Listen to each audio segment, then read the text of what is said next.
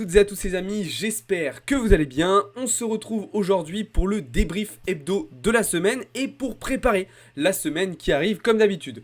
Juste avant de commencer, je vous invite à vous abonner si ce n'est pas encore déjà fait et à nous rejoindre dans le serveur Discord. Vous avez tous les liens en bio et en description. Juste deux petites infos supplémentaires. Je vous rappelle que la phase publique de notre levée de fonds est toujours en live et que notre e-book est toujours totalement disponible, il est 100% gratuit, je vous invite à le télécharger, vous avez encore une fois tous les liens en bio et en description.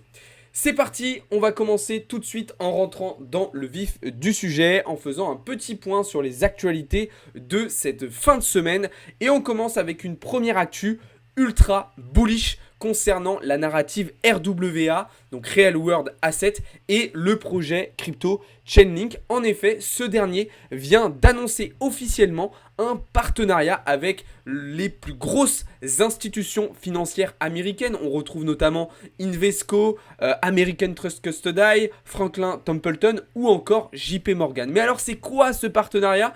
Eh bien, Chainlink va mettre en place un programme qui va permettre de faciliter la tokenisation des fonds financiers. C'est une très très bonne nouvelle. On a d'ailleurs vu, suite à cette annonce, un certain nombre de projets dans la narrative RWA qui ont bien rebondi. Je pense notamment au projet Ondo, entre autres. Mais on a vu aussi le token Link qui a réalisé de très bonnes performances. La narrative RWA, on vous en parle très régulièrement. Il y a plein de projets super intéressants qui ont énormément de potentiel. Si vous voulez connaître lesquels, on vous partage tout en détail dans le serveur Discord. Donc n'hésitez pas à nous rejoindre. On enchaîne avec une deuxième actualité encore ultra positive qui concerne cette fois-ci Bitcoin. En effet, depuis le début de l'année 2024, donc sur le premier trimestre 2024, on a plus de 937 institutions financières qui ont annoncé officiellement avoir investi dans Bitcoin, notamment via les ETF spot qui ont été proposés justement par les fonds d'investissement américains. À titre de comparaison, si on regarde par rapport aux ETF sur l'or, on se rend compte qu'on a seulement 95 institutions financières qui se sont positionnées sur les ETF sur l'or sur ce premier trimestre. C'est quelque chose qu'on avait déjà identifié, mais on voit vraiment une attractivité beaucoup plus importante sur les ETF Bitcoin que sur les ETF Gold. C'est vraiment évident, d'accord ? On continue désormais avec une autre actualité concernant le wallet de Solana, le wallet Phantom, qui a annoncé là aussi une très bonne nouvelle puisque ce dernier étend désormais la prise en charge complète du réseau Bitcoin. Alors c'est très bien, on a vraiment besoin de ce genre d'avancée technologique pour justement l'adoption de masse, pour la démocratisation à grande échelle, c'est-à-dire des wallets qui nous permettent de travailler sur différentes blockchains, sur différents réseaux de manière extrêmement simple et extrêmement rapide. Alors pour le moment, c'est en phase de test sur un nombre d'utilisateurs limité, mais si tout se passe bien, ça devrait s'étendre à absolument tout le monde dans les prochaines semaines. On continue avec une actualité un petit peu moins bonne cette fois-ci, mais qui est quand même extrêmement importante. Effectivement, vous savez qu'en ce moment, il y a énormément de projets qui se lancent. Il y a plein de nouveaux projets, de nouvelles cryptos qui arrivent sur le marché. Mais le problème, c'est qu'elles ne fonctionnent pas toutes. En tout cas, le lancement de ces différents projets ne s'est pas toujours très bien passé.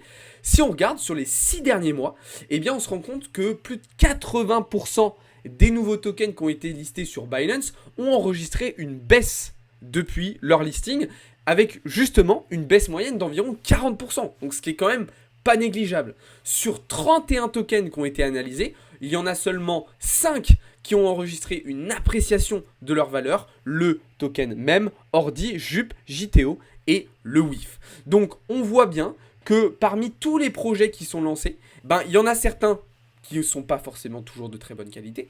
Il y en a certains qui n'ont pas toujours une très bonne tokenomics, qui peut expliquer ces mouvements baissiers. Et puis surtout, troisième élément, on a un certain nombre de ces projets qui se sont lancés au moment où Bitcoin a atteint de nouveaux ATH. Et donc depuis, on a vu le marché crypto respirer, retracer. Donc forcément, en termes de timing, il n'y a pas eu un lancement vraiment au moment idéal. Mais il y a une deuxième chose importante à comprendre, c'est que en plus et ça je voulais partager dans le serveur Discord, je vous invite à aller voir ça, c'est que les tokenomics vraiment de ces projets-là sont des fois très très douteuses et ne permettent pas justement à ces projets de se valoriser sur le moyen long terme. Et on termine avec à nouveau une bonne nouvelle, cette fois-ci sur Bitcoin, puisque si on regarde les entrées nettes qu'on a eues cette semaine, enfin sur les 2 dernières semaines sur les ETF Bitcoin, donc qui totalisent un montant de 1,3 milliard de dollars, eh bien ça compense déjà totalement les sorties qu'on avait eues lors du mois d'avril. Vous savez que pendant le mois d'avril, on avait vu qu'il y avait eu pas mal de sorties nettes des ETF, et bien là en seulement 2 semaines, on a déjà totalement compensé ces sorties. Donc ce qui montre à nouveau une certaine confiance dans le marché, une certaine confiance dans Bitcoin et bien aussi une certaine résilience du marché crypto. Donc ça c'est vraiment une très très bonne nouvelle. Justement en parlant du marché crypto, on va désormais faire le point un petit peu sur ce qu'il s'est passé cette semaine et ce à quoi il faut s'attendre désormais pour les prochains jours. Donc comme vous le savez, après avoir fait une déviation sous les 59 000 $, Bitcoin a finalement réintégré la structure 4 heures. On a eu ensuite une petite phase de retracement et en début de semaine, enfin depuis le début de la semaine, eh bien on a un Bitcoin qui a été particulièrement solide, qui a été particulièrement haussier et qui est venu exploser la résistance intermédiaire des 65 000 $ pour venir chercher celle des 67 000 $. Donc nous on s'est positionné sur le retest suite à la cassure des 65 000 $, même si on était déjà rentré précédemment, on est re-rentré sur ces niveaux-là sur Bitcoin, avec pour objectif d'aller chercher les 69 000 $. Maintenant, attention, je vous ai expliqué au vu des datas d'order flow, au vu de ce qu'on a observé aussi sur l'order book, qu'il n'était pas impossible de voir un petit retracement de Bitcoin à court terme vers les 63 000 $, 63 500 $, avant d'aller chercher le niveau des 69 000 $. Alors, certains me posent la question, mais pourquoi Bitcoin a-t-il autant performé cette semaine? Eh bien, il y a une raison à cela, c'est ce chiffre. Il est où? Il est là. Ce chiffre-là a été l'élément central et le catalyseur perturbateur de cette semaine sur les marchés. Et il a apporté, évidemment, énormément de choses positives sur le marché. Ce chiffre, c'est celui de l'inflation. L'inflation aux États-Unis, qui était sur un petit rebond depuis quelques mois, est repartie à la baisse cette semaine. Les chiffres de l'inflation, donc des taux d'inflation classiques, mais aussi si on regarde sur l'IPC Core, donc l'inflation de laquelle on a ponctionné la volatilité des prix sur l'énergie et sur l'alimentaire, repartent vers le bas, se dirigent vers l'objectif de la Fed, donc c'est-à-dire ramener l'inflation à se stabiliser sous les 2%. Les marchés ont donc réagi positivement en anticipant du coup une potentielle baisse de taux sur la fin de l'année 2024 et ça a été le cas justement de Bitcoin, d'accord, qui a parfaitement bien réagi. Et puis la deuxième raison aussi à ce pump, c'est que tout le long de cette montée, en fait, on avait plein de gens qui essayaient de short. Et on le voyait très bien sur l'open interest, sur les fundings. Il y avait des gens qui essayaient de short alors que le marché ne faisait que monter. Et donc du coup, les acheteurs se servaient de la liquidité des vendeurs pour aller chercher encore plus haut, en fait. Et donc du coup, on a eu un mouvement qui a été particulièrement exagéré. Je bois une petite gorgée d'eau et on continue d'avancer. Bon, donc ça c'est le plan sur Bitcoin. Voilà, je vous ai expliqué un petit peu ce à quoi on pouvait s'attendre.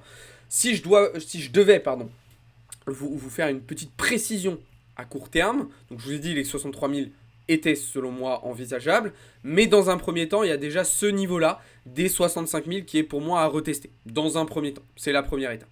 Maintenant, étant donné la force du marché, c'est pas non plus impossible qu'on aille tout droit chercher les 69 000 $. Ce serait pas problématique, on est dans le trade, on est dedans, on est en long, tout va bien. Si jamais on va plus bas, tant mieux, on en profitera pour renforcer notre position. Si ça continue de monter, c'est pas grave, on est dedans, on en profite tout autant. Alors, au-delà de ça, la dominance de Bitcoin a aussi été particulièrement mouvementée cette semaine. On a vu la dominance du Bitcoin qui est remontée assez fortement, au-dessus des 55 et même un petit peu au-dessus des 56%, ce qui a mis en très très grosse difficulté Ethereum. Effectivement, si vous regardez la charte d'Ethereum face à BTC, c'est pas beau. C'est clairement pas beau à voir. Et moi, Ethereum me fait sincèrement peur. Il est extrêmement faible. D'accord. Et très sincèrement, d'un point de vue purement technique, ben, pour moi, Ether, il n'y a pas de raison qu'il s'arrête pour le moment. Et je pense qu'on devrait au moins revenir chercher ce niveau-là, là, aux alentours des 0,41. En fait. Alors, c'est pas forcément dramatique, hein, c'est pas grave, Ethereum remontera plus tard. C'est vrai qu'il a été un petit peu aussi limité par le fait que finalement les ETF spot Ether vont être probablement acceptés beaucoup plus tard dans l'année. Mais là où c'est un petit peu embêtant, c'est que du coup, ce comportement qu'il a Ether, ben, il bride un petit peu certains altcoins. Alors, il y en a certains qui ont quand même très très bien réussi leur semaine, hein, je pense notamment à Solana, d'accord, qui est en train d'ailleurs de casser cette résistance en 4 heures qui, si on confirme la cassure, devrait nous amener très rapidement vers les ATH, vers les anciens ATH. Ok, là c'est vraiment très très beau ce que nous fait Solana. Mais il y en a d'autres qui ont été un petit peu plus en difficulté et qui ont été un petit peu bridés par les sous-performances d'Ether et notamment par les altcoins de la narrative Ether. Donc les layer 2 tels que vous le voyez ici à l'écran, Arbitrum. C'est un petit peu l'élément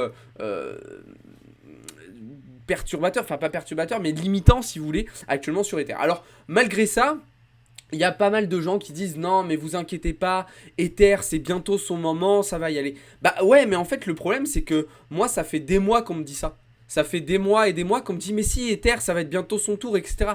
Et je m'excuse mais déjà il n'y a absolument aucun indicateur qui me permette d'affirmer qu'Ether va se réveiller. Et j'ai même envie de dire c'est plutôt le contraire.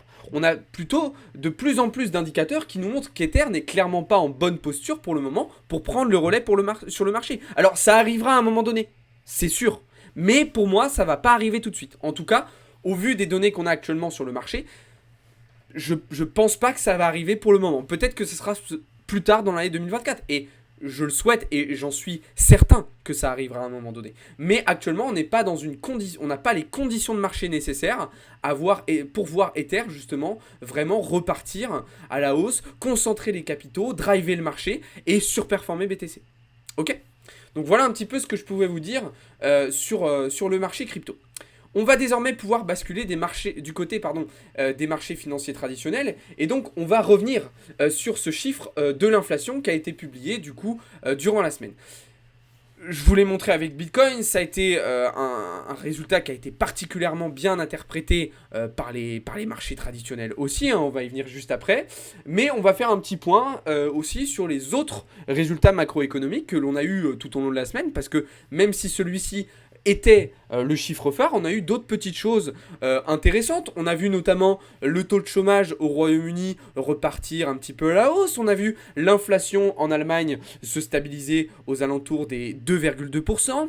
On a vu aussi les chiffres des prix à la production aux États-Unis repartir à la hausse, qui avait d'ailleurs été un petit peu un élément inquiétant en ce début de semaine et la veille de la publication des chiffres de l'inflation. On a vu la croissance dans la zone euro repartir à la hausse. Ça, c'est quelque chose de très positif et que les marchés ont aussi apprécié. D'accord ? On a eu donc les chiffres de l'inflation, je vous en ai parlé. On a eu la croissance au Japon. Alors là, ça va pas du tout. La croissance qui continue de ralentir et on rentre clairement, on peut le dire, dans une phase de récession. Chez nos amis japonais. On a eu aussi les inscriptions hebdomadaires au chômage et puis surtout l'indice manufacturier de la fête de Philadelphie qui a ralenti de manière assez phénoménale sur le mois de mai en passant de 15,5 à 4,5 alors que les estimations attendaient plutôt une baisse à 7,7. Les modos, si vous pouvez me ban ça, je suis chaud pour le chat Twitch, ça ferait plaisir. Voilà, on a eu ça jeudi et puis vendredi, enfin, pour finir, on a eu le taux de chômage en Chine qui a continué de ralentir et par contre une production industrielle qui continue de monter et ça c'est plutôt une bonne nouvelle. On sait que la Chine avait été dans une posture un petit peu compliquée ces dernières semaines. Là, voit qu'il y a quand même des petites améliorations. Donc franchement, ça fait plutôt plaisir. On a eu aussi hier, pour finir la semaine, les chiffres de l'inflation dans la zone euro. Donc l'inflation qui continue de ralentir si on prend le chiffre IPC Core. Et du coup, l'inflation classique, l'IPC Rate, qui se maintient aux alentours des 2,4%. Donc, d'un point de vue macroéconomique, on a eu des très très bons résultats cette semaine. Ça s'est ressenti sur les marchés. On a vu notamment le VIX qui a continué de retracer, donc ce qui nous montre qu'il y a très peu de stress actuellement sur les marchés, que les marchés sont très confiants, sont très sereins. Et puis on a eu surtout notre fameux dollar, le DXY, qui lui a totalement retracé pour venir rebondir sur son support des 104 points. Forcément, pourquoi en fait le dollar a retracé ? Parce que ces bonnes data macroéconomiques, elles nous permettent d'envisager que les banques centrales vont bientôt baisser leurs taux. Qui dit des banques centrales qui baissent leurs taux, dit un dollar qui retrace. Et qui dit dollar qui retrace, eh bien dit des classes d'actifs, les autres classes d'actifs, qui apprécient et enfin ça donne de l'air en fait, si vous voulez, tout simplement aux autres classes d'actifs. Donc le dollar a retracé. On a vu les indices américains à l'image du Nasdaq, à l'image du S&P 500, mais aussi les indices européens à l'image du DAX, du CAC ou encore du FTSE, tous repartir sur leurs ATH, sur leurs anciens ATH, et même pour certains d'entre eux, chercher de nouveaux ATH. Donc les indices ont absolument bien interprété et surtout énormément apprécié les datas macroéconomiques de la semaine. Nous, on n'était pas forcément trop positionnés sur les indices, en fait, puisque les semaines précédentes, on avait été plutôt à la vente, donc on avait soit TP, soit BE nos positions, avec cette remontée. Et puis on ne s'est surtout pas précipité sur des repositionnements, puisque ce n'était pas forcément, en termes de timing, les scénarios qu'on avait identifiés pour ce début de mois de mai. Par contre, là où on a pu vraiment se régaler, ça a été sur le Forex, avec notamment Euro-USD, sur laquelle on a fait une très très belle position qui nous a permis d'aller chercher un joli premier TP. Mais alors là où vraiment ça a été extraordinaire, ça a été sur le gold. Les amis, franchement, on a été sur une position extraordinaire cette semaine sur l'or, avec un prix d'entrée chirurgical. Et regardez le comportement de l'or dans les heures qui ont suivi. C'est un trade qu'on a pris lundi. Là on est samedi. Franchement c'est extraordinaire. Et ça vous a été partagé dans le serveur Discord. Le gold qui nous a fait vraiment le gros de notre performance cette semaine. Alors pour rester un petit peu sur les matières premières, l'or n'est pas le seul à remonter en ce moment. On le voit aussi sur l'argent, d'accord ? Donc le silver qui est en train de bien remonter. D'ailleurs, je pense que c'est clairement une matière première à surveiller pour les prochaines semaines et qui pourrait potentiellement continuer de grimper vers les 35, voire vers les 40 $. Ok ? À l'inverse du pétrole, d'accord ? On va le voir dans un instant. Hop, le pétrole qui est juste ici, qui lui est toujours dans une configuration baissière à moyen terme, qui s'est un petit peu stabilisé là depuis un peu plus d'une semaine maintenant, quasiment même depuis le début du mois de mai, qui s'est un petit peu stabilisé, mais qui reste tout de même pour le moment dans une tendance baissière assez importante. Donc là, il va y avoir plusieurs niveaux intéressants sur le pétrole. On va faire un petit focus dessus. Il y a 3 niveaux importants à surveiller. Le premier, c'est celui-ci. Le deuxième, c'est celui-là. Et le troisième, il est un petit peu plus haut. Il y a 2 choses. Si on passe ce niveau-là, l'objectif va être de revenir tester la structure précédente en 4 heures des 81 points. Là, on va avoir 2 options. Soit on va être capable de réintégrer la structure précédente, ce qui devrait nous amener rapidement vers le haut. Soit on va être rejeté par cette structure, et dans ce cas-là, il faudra aller chercher le 3e niveau. Mais, peut-être qu'on ne va tout simplement pas être capable de passer déjà ce premier niveau-là. Auquel cas, on ira très probablement directement chercher celui-ci, et là, même chose, soit on sera capable de rebondir pour aller chercher 81, soit on ne sera pas capable d'aller rebondir sur ces niveaux-là, et du coup, il faudra aller chercher de la continuation baissière, selon moi, au moins jusqu'aux 74,5 points. Ok ? Voilà pour le petit focus sur le pétrole et du coup sur les matières premières. Au-delà de ça, en termes de prise de position sur les marchés tradis, j'ai pas forcément d'autres choses actuellement.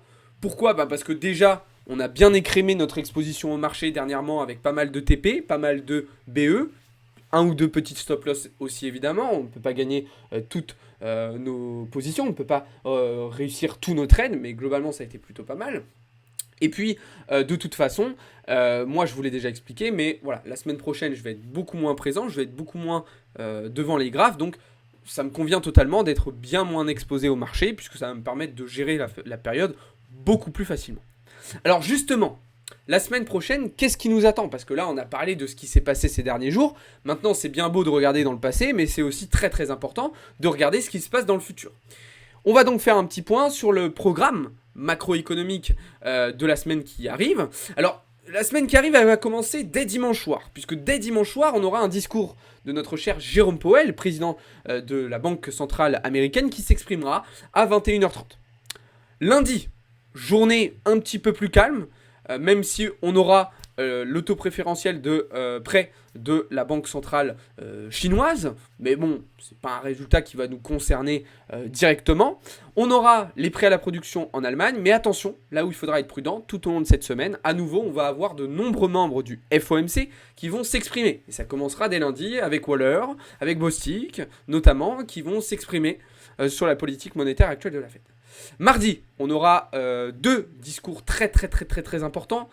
Madame Yellen, présidente de la Fed, et Madame Lagarde, présidente de la BCE. D'accord ? Donc deux discours très importants dans un contexte macroéconomique particulièrement tendu, puisque je vous rappelle que la décision de la Banque centrale européenne sur une potentielle première baisse de taux arrive à grands pas. Et les marchés ont les yeux rivés là-dessus. On aura aussi les chiffres de l'inflation au Canada, donc pour ceux qui traitent le Forex sur les paires CAD, il faudra être prudent vis-à-vis de ça, sinon pas forcément d'autres gros catalyseurs, à nouveau des membres du FOMC qui vont s'exprimer. Mercredi, on aura une journée assez intéressante de tous les côtés, à nouveau encore une fois des membres du FOMC qui vont s'exprimer. On aura l'inflation au Royaume-Uni, d'accord, inflation qui devrait continuer de ralentir et qui devrait même s'approcher de la barre des 2% selon les estimations, ce qui ferait à nouveau sans doute énormément de bien au FTSE. Et on aura du côté américain les ventes de logements existants ainsi que les stocks de pétrole brut. Sans oublier, et oui, 2 semaines après le FOMC, les minutes de la Fed, compte rendu du FOMC, donc un rapport économique qui sera intéressant à prendre en compte et qu'on débriefera en fin de semaine prochaine. Jeudi, journée la plus importante de la semaine pour moi, c'est là où il y aura le plus de catalyseurs et probablement le plus de volatilité. On aura les chiffres PMI manufacturiers et de services sur l'ensemble de la zone euro et aux États-Unis. D'accord ? Donc grosse journée avec les chiffres PMI. Vous savez que c'est des indicateurs d'activité économique dans les différents secteurs qui sont très importants à prendre en compte. Et on aura aussi, comme tous les jeudis, les inscriptions hebdomadaires au chômage du côté américain. Sans oublier une autre data sur le secteur immobilier avec les ventes de logements neufs sur le mois d'avril. Et puis on terminera vendredi avec une journée un petit peu plus calme, mais tout de même avec des résultats importants. Déjà d'un point de vue asiatique, puisqu'on aura les chiffres de l'inflation au Japon. Du côté européen aussi, puisqu'on aura les chiffres de la croissance en Allemagne. Je vous en ai parlé cette semaine, mais on a des petits axes d'amélioration en Allemagne et on a certains chiffres qui commencent... Putain, j'ai postillonné. Qui commencent à être encourageants, même si c'est encore très loin pour être suffisant. Et puis l'après-midi, du côté américain, on aura notamment les commandes de biens durables, ainsi que l'indice Michigan, avec les anticipations d'inflation à court terme, à 5 ans, et les attentes et la confiance des consommateurs. Voilà le programme macro pour la semaine prochaine. Je vous partagerai en début de semaine aussi les éléments microéconomiques qu'il faudra prendre en compte, les différentes publications de résultats qui seront importantes à surveiller. Je vous tiendrai au courant aussi de comment on se positionne vis-à-vis du comportement des indices donc qui sont revenus sur leurs ATH, même si, pour faire très simple, vu le momentum actuel, vu la tendance actuelle, ce qu'il va falloir privilégier, c'est de l'achat.